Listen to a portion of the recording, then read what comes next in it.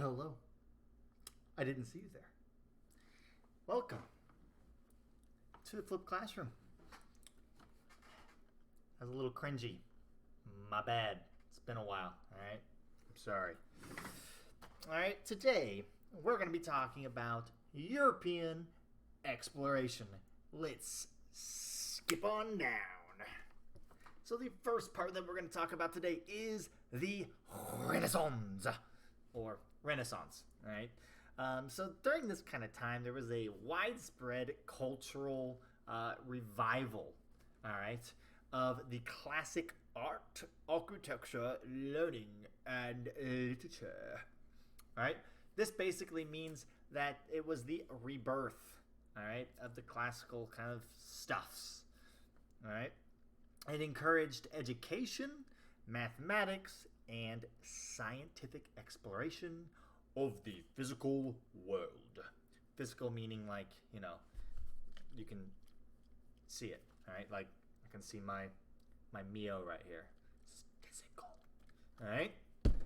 So of the physical world, the exploration, we're going to go out, we're going to find some new cool stuff, we're going to bring it back, and we're going to become filthy rich. Oh yeah. So, with this, all right, came the Reformation.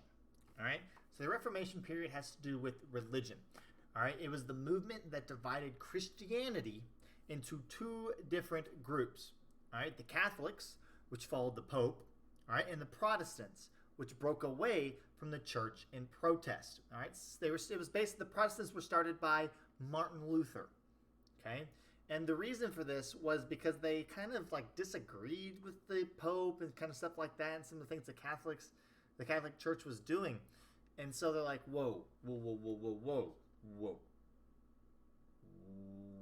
whoa, whoa. All right? We don't like that.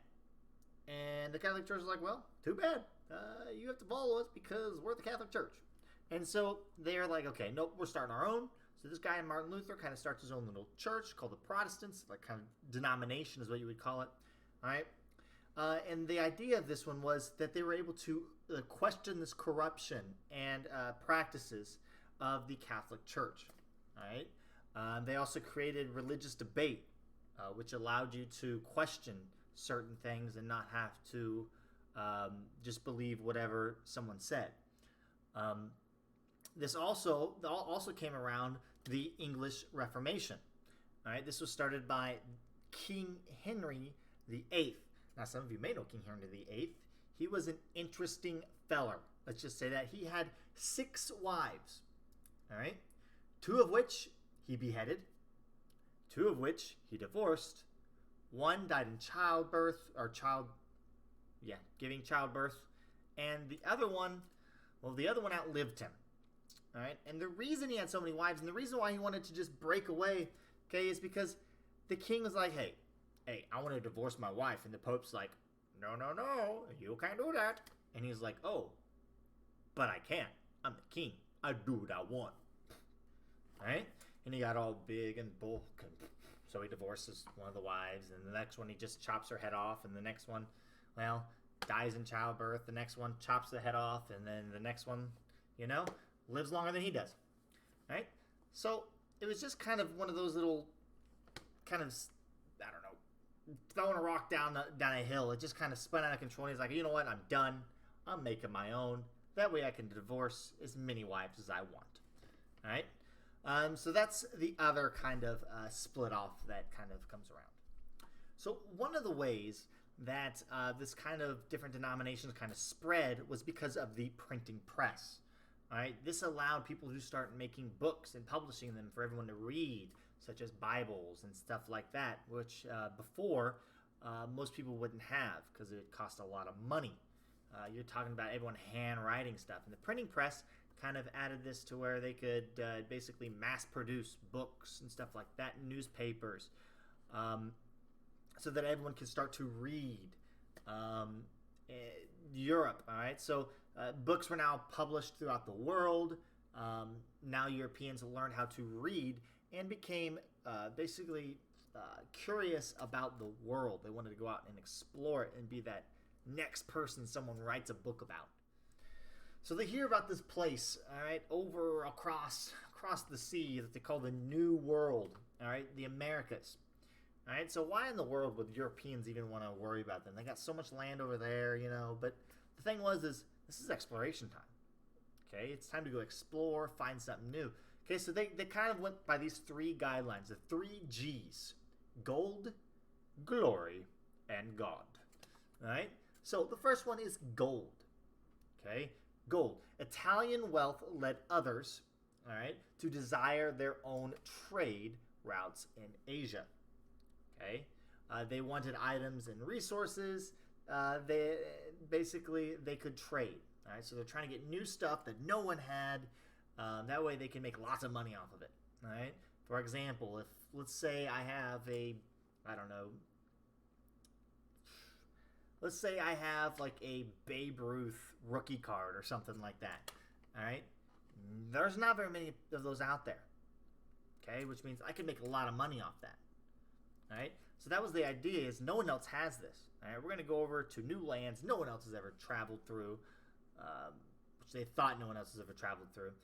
And we are going to start gathering all this stuff. We're going to colonize it and ship it over here, and we're going to make bank. Ching! All right. They also wanted to increase their wealth so that they could gain power and security. Okay. The idea of this was the more money I have, the more power I have, the more security I have. Okay. I have a bunch of money. I'm not worried about anything. I can just, something happens, here you go. Okay. And lastly, they wanted basically the colony, they wanted these colonies to serve as a market for the home country. Okay, they're just like little places for all the loot that they find over there and all the goodies to stockpile up there and ship back over to Europe. All right. The second one is God. All right. They wanted to spread Christianity beyond Europe. All right. This was through missionaries. All right. A missionary is someone that goes around spreading the word of God to other people. Okay. And lastly, the third G is glory. All right. Europeans wanted to expand their empires. All right. They don't like the cost of war. They don't like all that kind of stuff. So why not go somewhere else where no one else is, which they think, I guess, no one else is, and take that. I mean, it's basically you got to pay to get everything out of there, but it's free after that. All right. You make a lot of money from it. It's part of your country now. You just go over there and claim it. So that was the idea. Now, what in the world did they accomplish during this time? Well, they accomplished three things. All right. 1, they exchanged goods and ideas.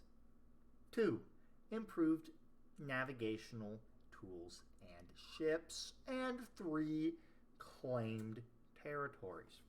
All right. However, there was a little competition when they got over that they weren't expecting. There was 2 big groups, all right, that we're going to talk about here in a sec. They are the Aztecs and the Incas. Let's talk about those guys. So the first group that we're going to talk about is the Aztecs. Now, the people that found the Aztecs were none other than Hernan Cortez and the Spanish. Okay, now he was a Spanish conquistador that learned about the Aztecs as well as their riches. Okay, so he knew that he would have to basically conquer them in order to rule Mexico. The only way that he was going to be able to come in and set up colonies and stuff like that was if he got rid of the Aztecs. Now, other native tribes that were kind of around that area were really tired of the Aztecs. All right, they were tired of paying tributes to the Aztecs, and they joined Cortez's cause. They came in and they're like, hey, come here. We'll help you get rid of this guy. We don't like him. All right, those people are jerks. All right, we're on your side. We're going to tell you all the inside information, all that kind of stuff. All right, and so they kind of joined Cortez, and Cortez is like, okay, whatever. All right, so when he arrives, all right, the leader of the Aztecs, this guy named Moctezuma II, okay, thinks that he is the Quetzalcoatl. All right, Quetzalcoatl. All right, the Quetzalcoatl is this feathered serpent that they believe was a deity All right, they believe he was a deity. He was part of their religion. Okay, now thinking that he is this basically this deity. All right, the king is like, whoa, hey, I'm going to invite you to the capital. All right, so this capital was really really cool. They basically founded this city on an island in a basically little island in a big lake. All right, it was thought that oh no, there's no way that they are going to be able to do that, but they did, and it was amazing. All right, now this city was called Tenochtitlan. All right, Tenochtitlan. Now Cortez, as soon as he got there, he's like, oh, you're the leader? All right, well, I'm taking you prisoner, and took her prisoner. Obviously, the Aztecs didn't like this. Okay? In fact, they really didn't like this.